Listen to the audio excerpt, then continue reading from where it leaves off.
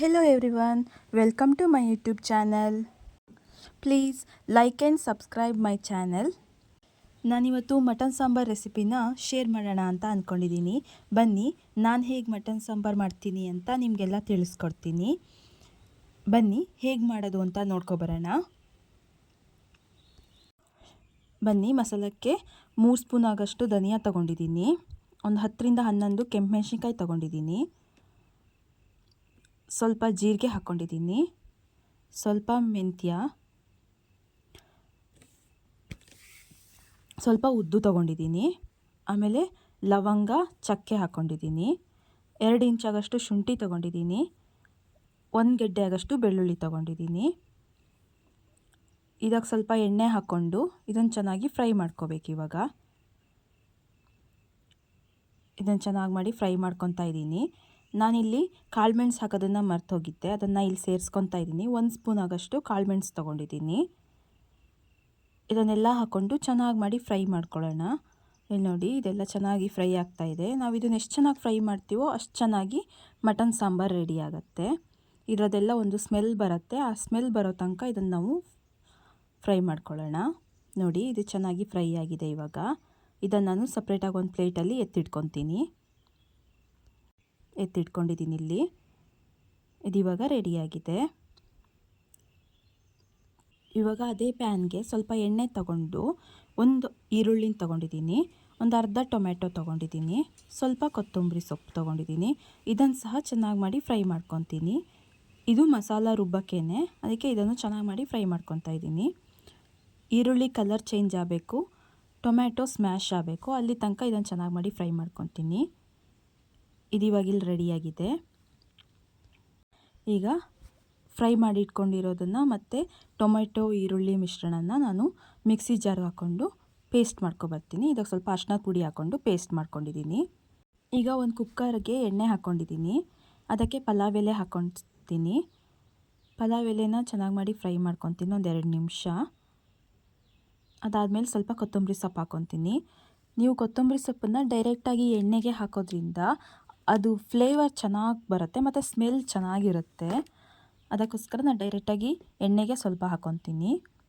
ಇವಾಗ 1-2 ಈರುಳ್ಳಿ ತೊಗೊಂಡಿದ್ದೀನಿ, ಮೀಡಿಯಮ್ ಸೈಜ್ ಈರುಳ್ಳಿನ 1-2 ತೊಗೊಂಡಿದ್ದೀನಿ. ಇದನ್ನು ಸಹ ಚೆನ್ನಾಗಿ ಮಾಡಿ ಫ್ರೈ ಮಾಡ್ಕೊತೀನಿ ನಾನು. ನೋಡಿ, ಇದಕ್ಕೆ ಸ್ವಲ್ಪ ಉಪ್ಪು ಹಾಕ್ಕೊತೀನಿ, ಆವಾಗ ಬೇಗ ಆನಿಯನ್ ಫ್ರೈ ಆಗುತ್ತೆ ಅಂತ ಅಷ್ಟೇ. ಇದನ್ನು ಮುಚ್ಚಿಟ್ಬಿಟ್ಟು 1-2 ನಿಮಿಷ ಬೇಯಿಸ್ಕೊತೀನಿ. ಚೆನ್ನಾಗಿ ಮಾಡಿ ಫ್ರೈ ಆಗಿದೆ. ಇದಕ್ಕೆ ನಾನಿವಾಗ 1 ಟೊಮೆಟೊ ಸೇರಿಸ್ಕೊಂಡಿದ್ದೀನಿ, 1 ಟೊಮೆಟೊ ಹಾಕ್ಕೊಂಡಿದ್ದೀನಿ. ಇದನ್ನು ಸಹ ಚೆನ್ನಾಗಿ ಮಾಡಿ ಫ್ರೈ ಮಾಡ್ಕೊತೀನಿ.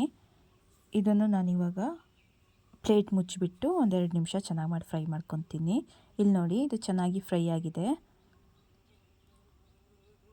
ಎಣ್ಣೆ ಎಲ್ಲ ಬಿಟ್ಕೊಂಡಿದೆ. ಇದು ಇವಾಗ ಇದನ್ನು ಚೆನ್ನಾಗಿ ಫ್ರೈ ಮಾಡ್ಕೊಂಡಾಗೂ ಚೆನ್ನಾಗಾಗುತ್ತೆ. ನೀವು ಈ ಟೈಮಲ್ಲಿ ಶುಂಠಿ ಬೆಳ್ಳುಳ್ಳಿ ಪೇಸ್ಟ್ ಬೇಕಾದ್ರೂ ಸೇರಿಸ್ಕೋಬೋದು. ಇವಾಗ ನಾನು 1 kg ಆಗೋಷ್ಟು ಮಟನ್ ತೊಗೊಂಡಿದ್ದೀನಿ.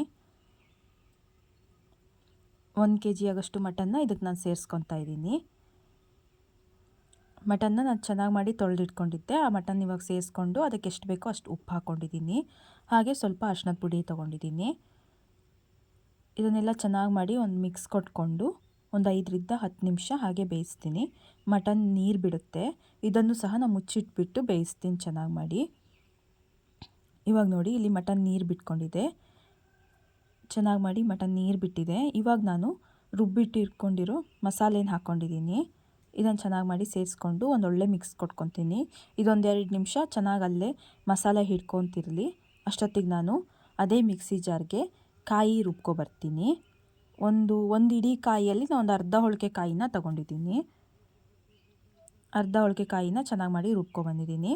ಆ ರುಬ್ಬಿರೋ ಕಾಯಿ ಪೇಸ್ಟನ್ನು ಸಹ ಇದಕ್ಕೆ ಹಾಕ್ಕೊಂಡಿದ್ದೀನಿ. ಎಷ್ಟು ಬೇಕೋ ಅಷ್ಟು ನೀರು ಹಾಕ್ಕೊಂಡಿದ್ದೀನಿ. ನೋಡಿ, ಎಷ್ಟು ಬೇಕೋ ನಮಗೆ ಅಷ್ಟು ನೀರು ಹಾಕ್ಕೊಂಡಿದ್ದೀನಿ. ಇದಿವಾಗ ಇಲ್ಲೊಂದು ಕುದಿ ಬರ್ತಾ ಇದೆ. ಇವಾಗ ನಾನು ಕುಕ್ಕರ್ ಮುಚ್ಚಳನ ಮುಚ್ಚಿ ಒಂದು 3ರಿಂದ 4 ವಿಷಲ್ ಹೊಡ್ಸ್ಕೊತೀನಿ. ಇವಾಗ ನಾನು ಇಲ್ಲಿ ಮುಚ್ಚಿ ಒಂದು 4 ವಿಷಲ್ ಹೊಡ್ಸಿದ್ದೀನಿ. ಇವಾಗ ನೋಡಿ, ಇದು ತಣ್ಣಗಾಗಿದೆ ಕುಕ್ಕರು. ಇವಾಗ ನಾನು ಓಪನ್ ಮಾಡ್ತಾಯಿದ್ದೀನಿ. ಬಿಸಿ ಬಿಸಿಯಾದ ಮಟನ್ ಸಾಂಬಾರು ರೆಡಿಯಾಗಿದೆ. ಭಾನುವಾರದ ಬಾಡೂಟಕ್ಕೆ ತುಂಬ ಒಳ್ಳೆ ಕಾಂಬಿನೇಷನ್ ಇದು ರೆಡಿಯಾಗಿದೆ. ನಿಮಗೆ ಹೇಗೆ ದಪ್ಪ ಬೇಕೋ ಹಾಗೆ ನೀವು ನೀರು ಹಾಕ್ಕೋಬೋದು. ನಾವು ಸ್ವಲ್ಪ ದಪ್ಪನೇ ತಿಂತೀವಿ, ಹಾಗಾಗಿ ದಪ್ಪನೇ ಇಟ್ಕೊಂಡಿದ್ದೀವಿ. ನಿಮಗೂ ಈ ರೆಸಿಪಿ ಇಷ್ಟ ಆಗಿದ್ದಲ್ಲಿ ನೀವು ಮನೇಲಿ ಇದನ್ನು ಟ್ರೈ ಮಾಡಿ ಹೇಗೆ ಬಂದಿದೆ ಅಂತ ಹೇಳ್ಬಿಟ್ಟು ಕಮೆಂಟಲ್ಲಿ ತಿಳಿಸಿ. ಹಾಗೆ ನನ್ನ ಚಾನಲ್ನ ಲೈಕ್ ಮಾಡಿ, ಸಬ್ಸ್ಕ್ರೈಬ್ ಮಾಡಿ. ನಿಮ್ಮೆಲ್ಲರ ಸಪೋರ್ಟ್ ನನಗಿರಲಿ. Thank you all.